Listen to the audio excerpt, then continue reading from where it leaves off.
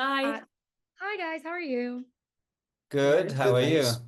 I'm doing great. So to start, with this movie, it made me think a lot of like I love the movie Zodiac because people are good at their jobs and they're like they may not in that moment solve a case, but they're very good at their jobs, which is kind of what this reminded me of.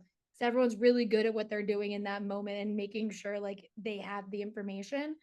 And so I wanted to know both from the acting perspective and behind the scenes, how did you guys kind of navigate making sure that tone came across throughout the entire film, especially when there was a lot of uncertainty at times?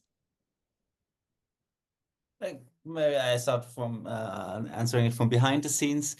Thanks that you had that feeling because that was actually really important. Because I also love it when movies give you the feeling that you really learn something about these people that you're watching, and that it seems to be authentically portrayed what they are doing.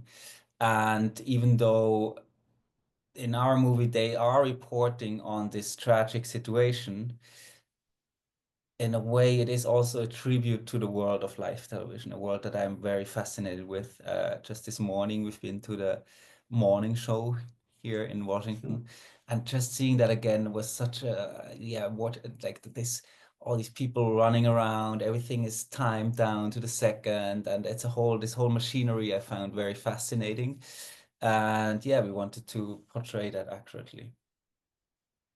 Yeah, and how is it for you guys on the acting side of something like that where they're good at their jobs, but it's also like the balance between what they know and don't know at that moment?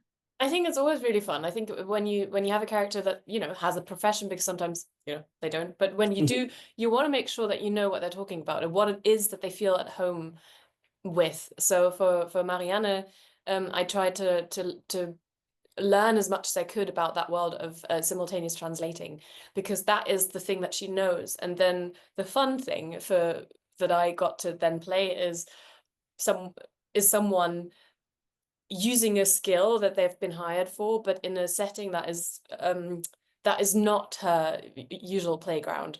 So, but it's just that's great circumstances. You can have a lot of fun with that. Yeah, I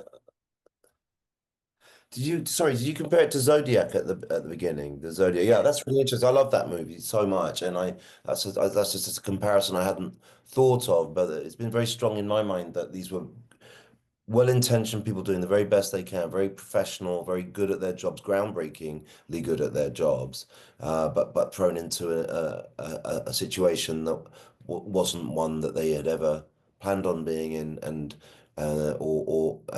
weren't necessarily sure how to navigate, but they were can-do people, live television, they're going to make it work. And that ends up with its own particular, on top of the tragic events themselves, it ends up with its own personal tragedy for these people. Much smaller, obviously, but life-changing for them. And that's what I find particularly, you know, given the film's perspective from these people's perspective, I find that personally sad on a small scale level that I found particularly touching, I suppose.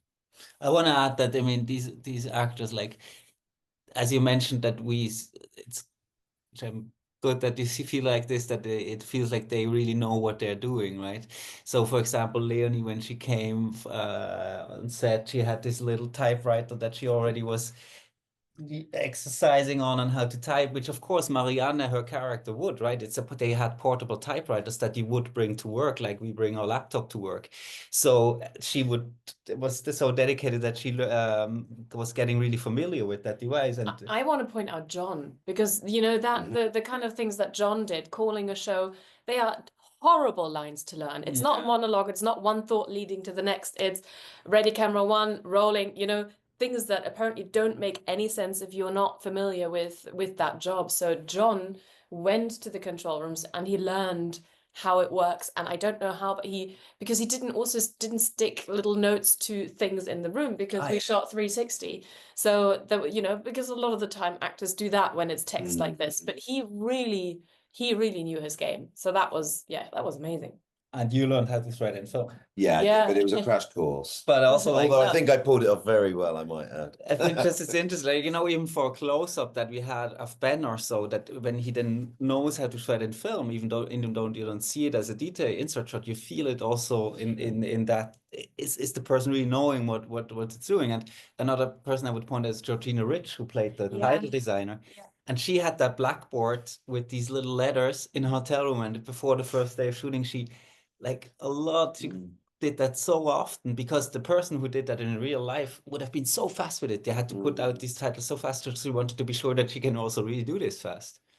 And this is just Yeah. the kind of dedication that I was blessed with, to be surrounded by actors who had this kind of were that deep. Yeah, but Tim set the tone, because it was Tim's obsession about detail and authenticity that led to that level of accuracy on set. So there was a ready-made playground for us and access to everything that we would have had access to. So it came from the top down. Yeah, because I was going to ask you guys about like the process of learning all of that anyway, because one of my favorite parts of this entire movie is when they send that poor man into the Olympic Village and then he gets interviewed. I think it is genuinely like a very funny moment in a not that like a serious movie, that this man is just like, I gotta go. Oh, Yeah. Danny Addison. He's That's so his, good. that's his He's name. so He's good. he's got such a seemingly small part, but he's Yeah. fantastic in Yeah, it. absolutely, So absolutely. good.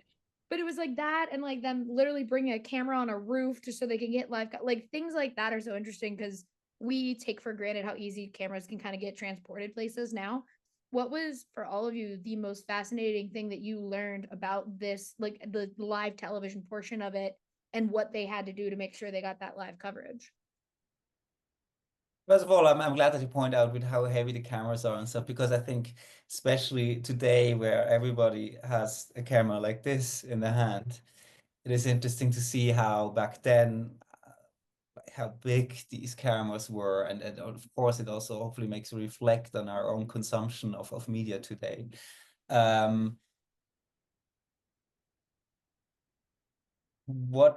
was so many things that I learned, so that I think I found it fascinating, one thing with the satellite slot. Yeah, me too. Right, that they Damn it, I was still gonna had, say that. yeah, Yeah. that they still had, there weren't so many satellites in the orbit, so they had to book that slot for something to go globally live. They had to book a slot on that satellite, and then it's this absurd scene where they lose the satellite slot and they have to stop this interview, which is something, by the way, which you would never come up as a writer if you wouldn't have seen it, that this happened for real in the footage. Yeah, that's a little bit like the satellite, the moon landing one, isn't it? The Dish. Yes. That movie, right? Yeah. For me, I don't know. Yeah, well, mine was just more about the passion of the people that work in that industry to this day. Like I ended up speaking to someone who was a contemporary, just a bit younger, but someone who worked with Dan Rather and it's just and Marvin Bader, just these people, how much they liked what they did, that it was like a calling. And Marvin Bader said, I love what I did. There was no job I'd rather have done, and I wish I'd never retired. And I suppose it was just the kind of as an actor, because most actors kind of want to do it, you sort of have to want to do it. I'm not used to that in other jobs. To see that in these TV people, both in news and sports, I found quite touching. Yeah, and from one thing I really liked about this movie is like the slow growth of trusting each other to actually like go and do something, because like especially like Peter Sarsgaard and John Magro at one point like very clearly don't like, Peter Sarsgaard does not trust John Magro, and then by the end of it is like, do whatever you think is best in that moment. I think it's such an interesting kind of thing to track throughout the whole movie, how trust shifts between all these people. How was it, especially for you guys as actors, to navigate like where they were in their relationships at any moment during that kind of however many hours they were all together in that studio? I think that's well, first of all, if you sign on to do an ensemble piece like this, you have no idea if it's going to work out, because I think I was one of the first ones to be attached, and it took quite a lot of time until we then ended up starting shooting. I think was like a year or something.